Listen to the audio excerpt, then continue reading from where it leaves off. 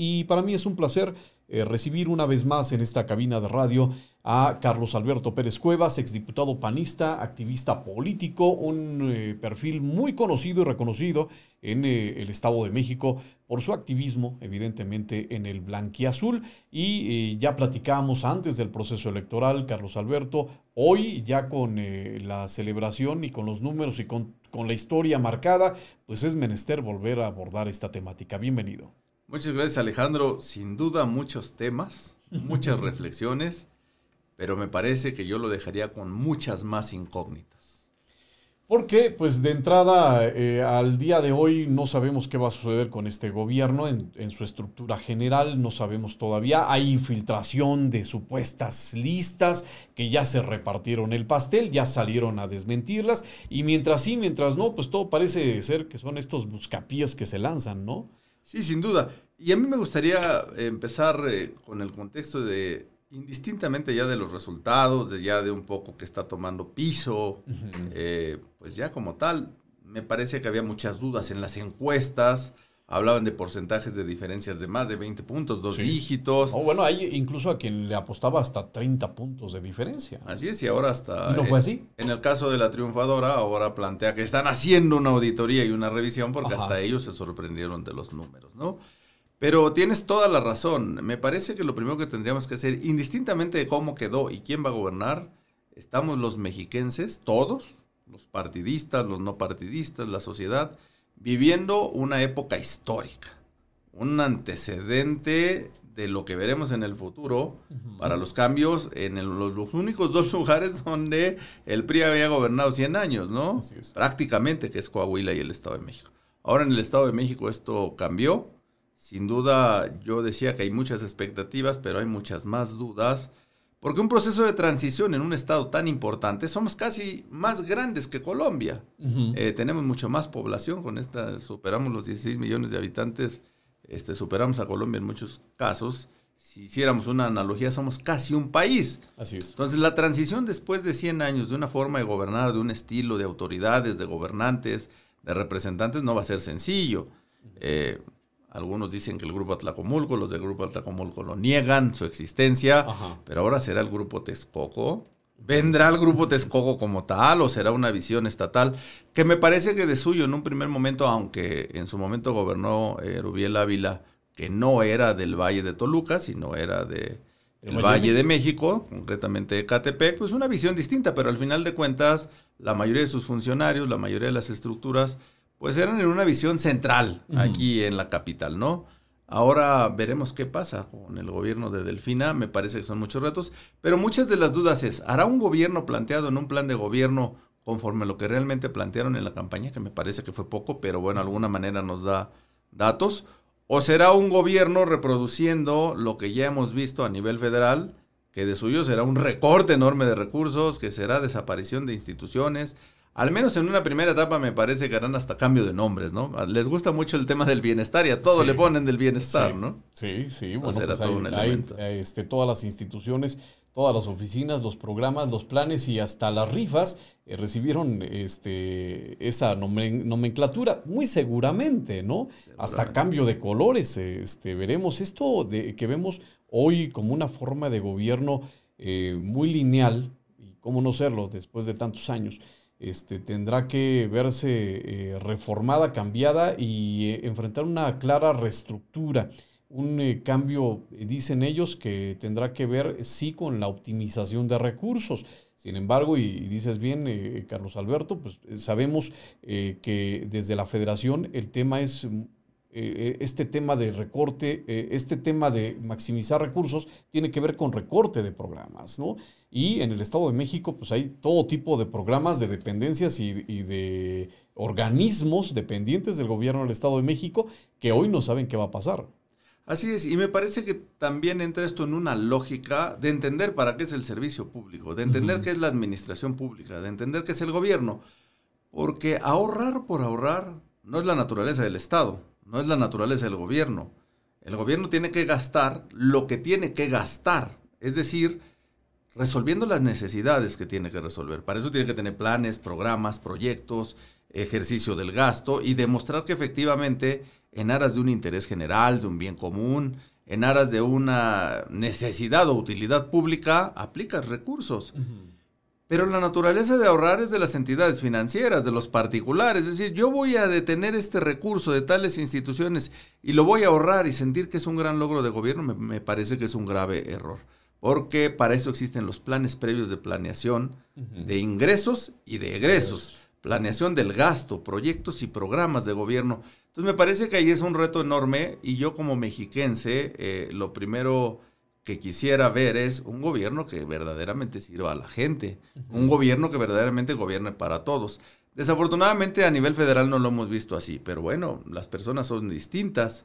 Yo esperaría que la maestra Delfina en su experiencia como docente pues tuviera ese cariz de no solo aplicar el aspecto teórico, sino llevarlo a la práctica. Y me parece que eso es muy importante. De terror algunas llamadas, por ejemplo, el presidente ya dijo que el Instituto de Seguridad de Salud y Social para los Trabajadores del Estado, el ICEMIN, pues ya va a ser casi parte del IMSS, lo cual jurídicamente es muy complejo, pero hemos visto decisiones que a veces no toman entorno jurídico, sino en tema político, y me parece que esa será una señal de lo que podría haber. Desaparecerán institutos, desaparecerán fideicomisos, habrá despidos masivos, se valorará a la gente que realmente trabaja. Bueno, me parece que en una transición, sin duda tiene que haber reacomodos y tiene que haber cambios.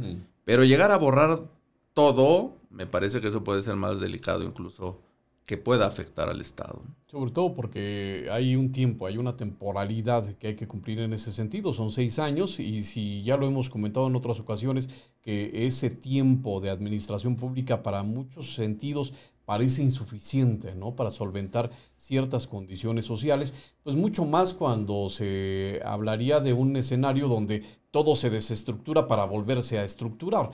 No habría tiempo para una operación de esas características. Y no solo no habría tiempo, me parece que los daños y las muestras de realidad que ya hemos tenido nos dan pauta para no hacer ese tipo de cambios. Se habló de que había mucha corrupción en el caso de las medicinas, de los hospitales, de la infraestructura de salud a nivel federal. Vino un plumazo para borrar de golpe con una decisión específica y llevamos ya casi todo el sexenio sin medicinas, con problema en los hospitales, porque hay mecanismos que llevan mucho tiempo. Bueno, eso que se vendió en su momento como una gran figura que venía a dar esquemas de salud, casi como Dinamarca, decía el presidente, ¿no? El INSABI, de alguna manera determinó que había programas que habían funcionado. O sea, los programas anteriores, como sea, habían dado resultados, no había habido escasez de medicinas, la gente encontraba, incluso en el seguro popular, la posibilidad de llevar incluso temas de salud de alto nivel, ¿no? Sí. Y me parece que en eso son muestras de lo que va sucediendo. Ojalá en el Estado de México no lleguemos a ese nivel, que se gobierne con sensatez y con claridad para resolver las necesidades y no que se ideologice el gobierno para tratar de solventar más bien proyectos a futuro que pueden ser catastróficos. Platicamos en entrevista completamente en vivo, en cabina de Cadena Azul Radio con Carlos Alberto Pérez Cuevas, exdiputado panista, activista dentro del propio partido, pero también pues un permanente actor de la vida política en el Estado de México. Me atrevo a decir también de la República Mexicana por el alcance y los alcances que ha logrado a lo largo de los últimos años, que ya llegaremos a ese menester. Pero sí, para darle un poquito ahí de redondez al asunto de del nuevo gobierno, que será un gobierno histórico dentro del Estado de México, pues hay todavía, sí, muchas dudas sin respuesta. Ellos, dice el nuevo gobierno, que están listos, que se están estructurando, que hay una pauta para ello, que están esperando los tiempos, los calendarios, y esto tiene tan pronto que ver como para el mes de agosto y septiembre, ¿no? Así es, y a mí me parece que aún cuando son poquitos meses, yo pienso que deberíamos de reflexionar en el país para tener un proceso de transición mucho más acelerado. Hay países en donde viene la elección y otro día viene el cambio y a más tardar a la semana ya tenemos todo el funcionamiento. Y eso de alguna manera ayuda porque entonces ya sabemos quién va a tomar el control, quiénes son los rostros y los nombres concretos de los responsables en cada uno de los rubros del propio gobierno, y eso de alguna manera obliga a tener ya ciertas responsabilidades. Yo lo que esperaría que este proceso de transición, que pues, es unos cuantos meses, pudiera ser terso, pudiera ser claro, pudiera ser preciso, pero me parece que no dará para tener el control. Un estado como este, insisto, que casi más grande que países completos, obliga a tener una visión integral y saber que es una complejidad enorme. Además, habría que decir que también este gobierno, al menos con los otros poderes, inicia con poderes distintos. Sí. Digamos, el Poder Judicial pues es neutro, pero al final de cuentas nació en otra visión, está en otro contexto, viene en otra idea, pero bueno, eso puede salvarse. Pero la Cámara local, pues no tiene la mayoría absoluta. Este gobierno tendrá que negociar, tendrá que cabildear, tendrá que determinar las instituciones que quiera cambiar o que quiera crear con los parlamentarios actuales, que por lo menos les queda pues prácticamente un año hasta la elección del 2024, donde se renovará el Congreso, que también es una de las complejidades de ese Estado. Y ojalá se valore a futuro, también los propios partidos políticos, la sociedad exija que llevemos un solo proceso, federal, estatal, alcaldes, diputados locales, ahorramos ahí sí recursos de a de veras, y en un solo proceso ya tenemos a todas las autoridades, como nos vaya. Pero eso de tener procesos intermedios, hoy no superamos, más allá, si no mal recuerdo, 49, algunos hablan de 48% de participación ciudadana, que no es nuevo, prácticamente todos los procesos de gobernador han sido así, lo cual habla de que no hay un interés. Venimos de otro proceso electoral reciente, venimos de una dinámica de mucho desgaste y la gente prefiere esperarse para el proceso presidencial. Entonces habría que resolverlo, pero en temas del gobierno tienen un gran reto, porque sí tienen que pensarse los perfiles, sí tienen que ver qué experiencias tienen. Ahora, ¿serán todos mexiquenses? ¿Serán todos del Valle de Toluca o del Valle de México? Pero más allá, ¿vendrán personajes de otras entidades federativas acomodándose a los propios grupos? Bueno, todo es posible. Me parece que en parte de vivir un momento histórico, también estamos viviendo ese momento de expectativa, con muy amplia expectativa. Por supuesto, será el momento de transición que acompañará las distintas expresiones políticas. Lo dices bien, la propia Cámara local que tiene sus propios trabajos que insisten ellos dentro del legislativo, no se han suspendido y tienen que ver muchos de ellos también con esta espera de la transición de administración estatal.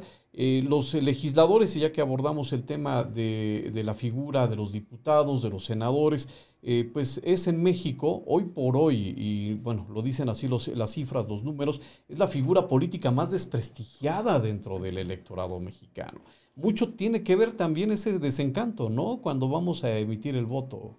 Sin duda, porque la gente no siente cercanía con los legisladores. Y también el diseño de la representación de los propios legisladores pues no lo permite, porque en otros sistemas del mundo los parlamentarios tienen representación distrital y permanentemente ahí están haciendo su labor para poderse reelegir. Aquí la reelección es de reciente cuño, siempre se le ha tenido temor a eso. Pero además los parlamentarios, muchos le deben más el tema al líder político, al grupo, porque no hay una obligación de volver a trabajar en el distrito de manera permanente como sucede en otros sistemas y entonces están metidos en otra dinámica. Pero no solo es el desprestigio por hacerlo, la verdad es que en muchos contextos las cámaras han demeritado el debate, la participación. Si lo vemos a nivel federal, yo lo digo siempre en broma, pero es muy en serio, la Cámara ha pasado de ser poder legislativo a ser poder maquilativo. Y lo digo con mucha responsabilidad, porque cuando eres legislativo debates, argumentas, peleas, subes a la tribuna, discutes en comisiones, participas. Pero en los últimos años, y sobre todo a nivel federal, llegan las iniciativas como si todas fueran preferentes. Vienen de parte del Ejecutivo, el presidente, y entonces pasa en fast track. Hace un par de meses hubo 51 reformas a la Constitución en una sola noche. Sí, directo. Por fortuna, violentaron todos los procesos parlamentarios, hubo hasta senadores que estaban en encuentros en Europa y aparecían firmas aquí y luego activaron suplentes, en fin, todo ese mecanismo nos lleva a ver que hay un desprestigio. Y también malentender el fuero, porque el fuero es inmunidad parlamentaria para discutir, para expresar ideas. No son patentes de corso para violentar los semáforos, para cumplir necesidades fisiológicas en la calle o imponer cuestiones de poder. Me parece que por eso también los ciudadanos están muy descontentos con los parlamentarios, pero en la realidad es un cuerpo colegiado muy importante que al final de cuentas es contrapeso del Ejecutivo y ayuda del Judicial, y entonces en conjunto podemos tener verdaderamente un trabajo de división de poderes. Se echó abajo finalmente el plan B de la reforma electoral, dice la Suprema Corte de Justicia de la Nación. Ni siquiera tiene que ver con el fondo, tiene que ver con la forma. Hay una falta de estructura, hay un desaseo en el proceso que tiene que cumplirse, y como no cumplen con el origen, con el recurso paso a pie y con todos y cada uno de los requisitos, pues simplemente no pasa. Se esperaba, pero tiene mucho que ver con eso. Sin duda, y tiene que ver con un aspecto, me parece, de congruencia y un aspecto de dignidad de la Corte, que al final de cuentas son los guardianes de la Constitución. ¿Tendrían que ellos haber visto más el fondo que la forma, o estuvo de acuerdo a tu apreciación, estuvo bien que se detuvieran? No, hicieron lo correcto, hicieron en la etapa pertinente, en dos vías. Tú no puedes entrar al fondo de algo que de suyo, tal cual expresado, violenta todos los aspectos constitucionales. Es como quizá en cualquier elemento de intervención judicial, si tú presentas un recurso y no tiene firma, o no tiene representación, o no tiene algunos de los requisitos de validez, pues simple y sencillamente no procede en términos jurídicos. Y entonces exigirle a los jueces que entren al fondo de algo que no procede es totalmente contrario a derecho. En materia constitucional es mucho más marcado. En materia constitucional hay elementos obligatorios sí o sí a cumplir, y en este caso, como lo establece el artículo 72 constitucional, el proceso legislativo, las 7 etapas del proceso legislativo. De tal manera que si hay una de esas etapas que no se cumple, eso está viciado de origen, eso no reúne los requisitos. Fíjate qué argumento tan falaz presentaba la ministra innombrable, y lo digo con mucho respeto, pero es la ministra innombrable, mientras no demuestre que lo que hizo cuando plagió la tesis, hizo estas cosas de tantas acusaciones, pues en fin, tendrá que responder. Da un argumento que a todas luces pudiera parecer brillante, pero es totalmente falaz. Y lo que ella dice es, no, aquí no estamos entrando al fondo y no estamos analizando un tema muy importante. No importa que se haya violentado las etapas. Lo importante es que fue votado por mayoría. No, señora ministra, no. Porque por mayoría también se podría votar la pena de muerte. Porque por mayoría también se podría determinar que ahora ya no somos un país de libertades, que ahora somos una monarquía y un control. Por mayoría se podría determinar que no reconocemos derechos humanos. Entonces, no, ministra, no se equivoque. Aquí lo que es, para eso existe la Constitución, para eso existen los procesos, los procedimientos, y me parece que los otros ministros hicieron una labor muy fuerte, muy desgastante, porque además teniendo un ejecutivo que te golpea un día y otro también, pues es un tema desgastante, pero los teóricos dicen que el día que los jueces cedan y se pongan de rodillas frente a los otros poderes, ese día ya no hay nada más que hacer. Entonces hoy tenemos un elemento de dignidad, de valor, de responder, porque la Constitución no debe de jugar en un plano ideológico. La Constitución se cumple o se incumple y la Corte tiene que determinar eso. Y en este caso, clara, precisa, legal, jurídica, real, planteó que hay una violación constitucional y que ese plan pues no funciona. No era viable, y que aún así Mario Delgado dice ayer bajo una consigna categórica que volverá a vencer Morena ahora a la Suprema Corte en las urnas. Hay ahí una consigna muy clara. Y más que consigna, Alejandro, yo diría una amenaza velada. En términos políticos se dicen muchas cosas, pero me parece que ahí sí hay un ataque directo y certero. Porque lo advertimos, por ejemplo, con el INE. Fueron muchos golpeteos, fue mucho desgaste. Ahora que han tenido ciertos controles, por ejemplo, hace unos días tomaron ya la decisión de nombrar a prácticamente todos los directores ejecutivos que estaban acéfalos. Sí. Pero nombraron a muchos que no sabemos quiénes son. ¿Qué quiere decir esto en torno al propio proceso de lo que hizo la Corte? Pues que disminuiste el órgano, lo afectaste, luego tomaste ciertas determinaciones y hoy estamos viendo las campañas de las corcholatas presidenciales, que así les denominaron ellos. Yo acabo de venir por todo Paseo Toyoacán y te prometo que no sé cuántas decenas de espectaculares de Adán Augusto hay en el Paseo Toyoacán, pero hasta 3 o 4 o 5 juntas. Carlos Alberto, son actos anticipados de campaña. Sin duda, porque ellos tratan de disfrazar el contexto en el mecanismo de vamos a elegir a un coordinador de estructuras para la transformación. Sí. Pero todo lo que han hecho en todos los estados para nombrar a esos coordinadores, después inmediatamente son los candidatos a gobernador e inmediatamente acá será el candidato a presidente de la República. Así lo entendemos todos. Es una simulación. Pero además es una simulación velada, abierta, clara, presente. Entonces, me parece que ahí el tema es como sienten que hay cierto control ya sobre el INE, entonces están haciendo este tipo de cosas.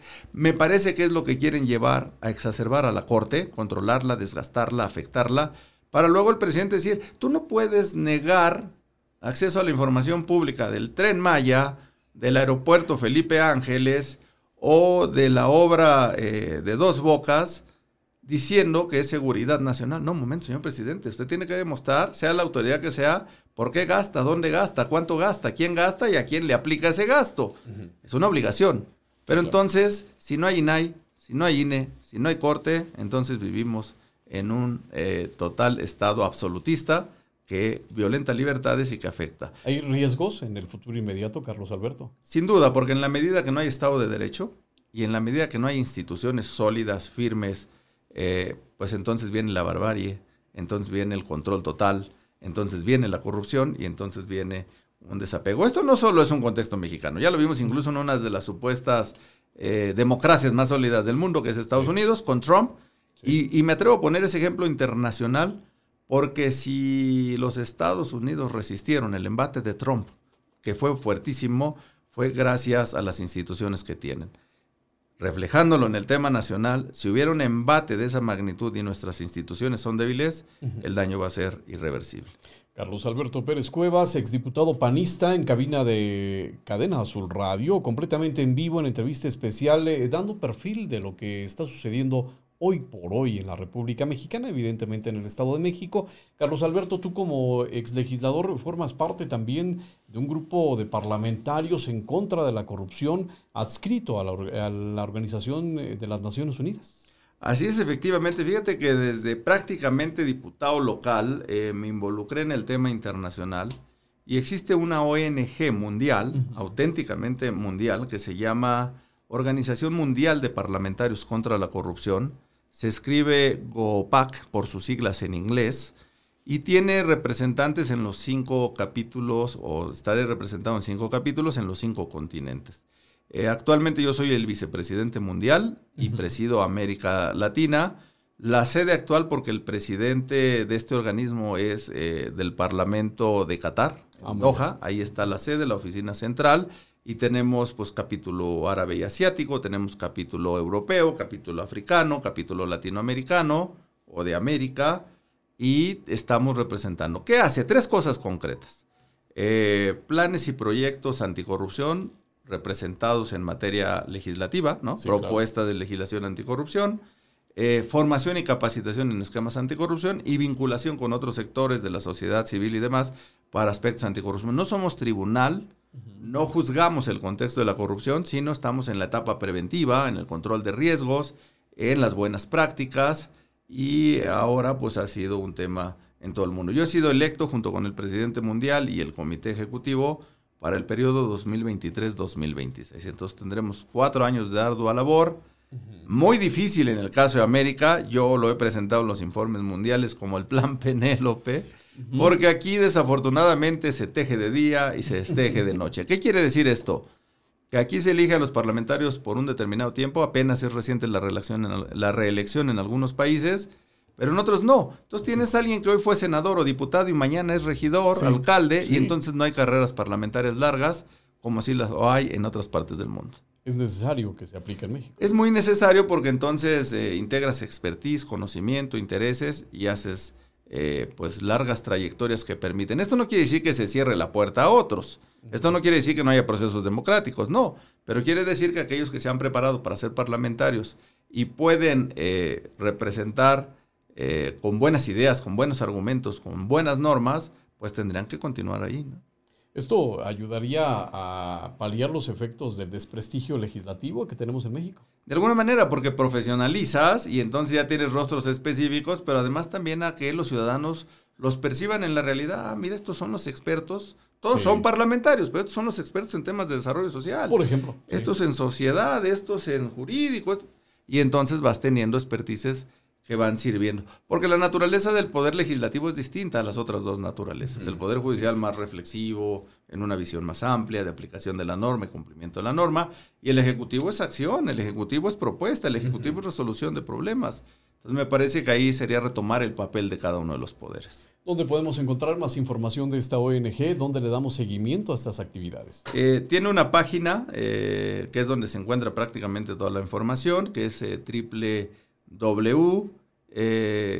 www.gopac, así como se escucha, .net.org. Y entonces ahí se encuentra toda la información, cómo están desglosados los capítulos, los parlamentos y la actividad que realizamos. Si tú lo permites, daremos seguimiento, pues, a través de este programa también a las actividades que tengan en esta ONG, porque definitivamente tenemos que hablar de cambios fundamentales dentro de la forma de hacer política, pero sobre todo política legislativa en la República Mexicana. Y me parece que este es uno de los caminos que se tendrían que tomar con bastante seriedad, porque lo son por sí mismos. Felicidades por ese nombramiento, felicidades por esa carrera, Carlos Alberto, pero pues viene mucho todavía por delante que podemos ir atestiguando. Así es, y un tópico tan importante como el tema de la corrupción, ¿no? Que hace tanto daño, que socava sistemas jurídicos, Estado de Derecho, autoridades, y sobre todo le pega a los más pobres, a los más vulnerables. Siempre. Entonces ahí habrá mucho que hacer, este gobierno del Estado lo tendrá que hacer, el país lo tiene que hacer, y por supuesto a nivel global, pues hay muchos retos. ¿Redes sociales, Carlos Alberto, o te manejas ahí en el mundo de las redes sociales públicamente? Sí, principalmente ahora en Twitter y en Facebook, ¿no? Muy bien. Y mi Twitter es Pérez Cuevas MX, así tal cual, @PérezCuevasMX, y en Facebook mi nombre completo, Carlos Alberto Pérez Cuevas MX. Él está con nosotros, Carlos Alberto Pérez Cuevas, político de larga data en la República Mexicana, en el Estado de México, trabajos internacionales. Ya tiene usted el perfil desde el análisis que él está dando a lo que hoy por hoy sucede en el Estado de México. Todavía preguntas, habrá momento de respuestas y con esas respuestas de parte del nuevo gobierno, pues tendremos entonces la oportunidad de analizar esas respuestas y ver por qué camino podrían estar discurriendo. ¿No es así, Carlos Alberto? Sí, sin duda. Y me parece que aprovecho esto que planteas, que es muy importante, porque quizá ahora hacemos análisis de cosas que ya sucedieron y hacemos prospectiva de lo que vendrá. Pero yo quisiera aprovechar tus micrófonos para invitar a los ciudadanos, los de a pie que tienen una realidad cotidiana y que tienen mucho que decir en cómo sienten que debe de ser un gobierno, cómo verdaderamente les resuelva, no solo en las dádivas o en el día a día, sino me parece que hay gente sensata que sabe que hay necesidades, que hay políticas públicas, que hay programas que se requieren, que lo puedan decir, pero también a los expertos, a las universidades. Es decir, que entendamos que este proceso de transición en el Estado de México es un parteaguas histórico. Quizá muchos no comulguen o comulguemos o tengamos la misma visión que quien va a estar al frente en el gobierno, pero ahora será gobierno. Y si le va mal al Estado de México, nos irá mal a todos. Y si le va bien al Estado de México, nos irá bien a todos. De tal manera que con sensatez, y yo lo digo con mucha claridad, con mucha convicción, no coincidiendo en muchos planteamientos ni ideológicos ni políticos, pero lo que planteen bueno para ser bien hecho, cuentan conmigo y deberían de contar con los ciudadanos, incluso con los otros actores políticos. Y lo que no esté bien hecho, o que no esté bien planteado, o que genere problemas, pues contarán al menos con nuestra crítica y nuestro análisis serio para advertir que esos elementos no funcionan en la sociedad. De tal manera que agradezco esta oportunidad y siempre es pues un gusto estar contigo, ¿no? Verdaderamente.